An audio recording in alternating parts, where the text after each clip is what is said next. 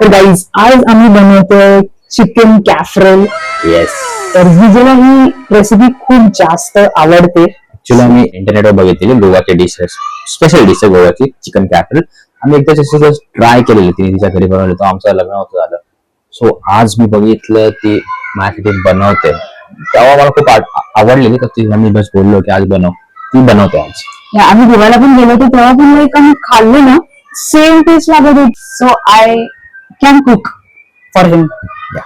कोथिंबीर टाकले, त्याच्यानंतर आलं टाकायचं, काळी मिरी आहे, परत जिरा आहे, दालचिनी, हे सगळं मिक्स करायचं. अँड सॉरी मिक्स नाही टाकायचं, त्याच्यामध्ये घेतलं, फ्राय करून घेतलेलं आहे. जास्त ऑइल नाही युज करायचं, नॉर्मल ऑइल युज करायचं.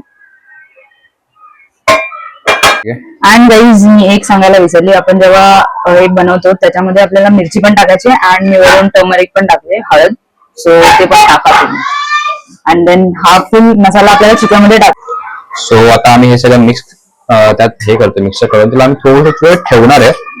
हा, मॅरिनेट करून ठेवायचं आहे आपल्याला ते, लाईक ऑलमोस्ट 1 hour साठी. तुम्ही जास्त पण ठेवू शकता, बट आमच्याकडे जास्त टाइम नाहीये.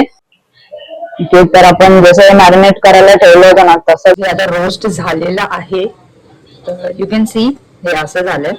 सो आता आम्ही हे काढून घेऊ एका प्लेट. ओके, तर आम्ही ऑइल टाकलं याच्यामध्ये. अँड आता कांदा असा थोडासा जास्त बारीक पण नाही, नॉर्मल कट करून घ्यायचा, आणि तो डायरेक्टली मी याच्यामध्ये टाकते आता.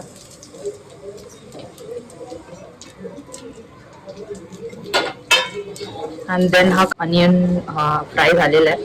तर आता ह्याच्यामध्ये आपण चिकन ऍड करूया.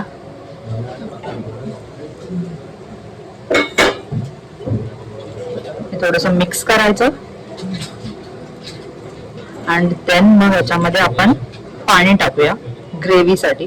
अँड मगाशी जी आपण ग्रेव्ही केली होती तीच मी थोडीशी काढून ठेवली होती, सो ती पण आपण ऍड करूया याच्यामध्ये.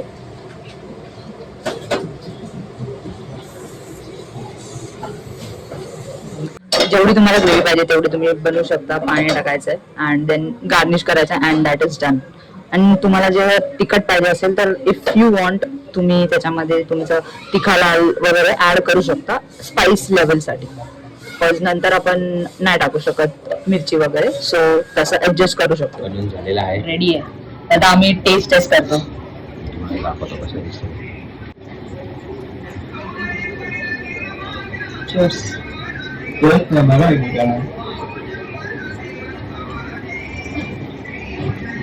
लागतं. You can try.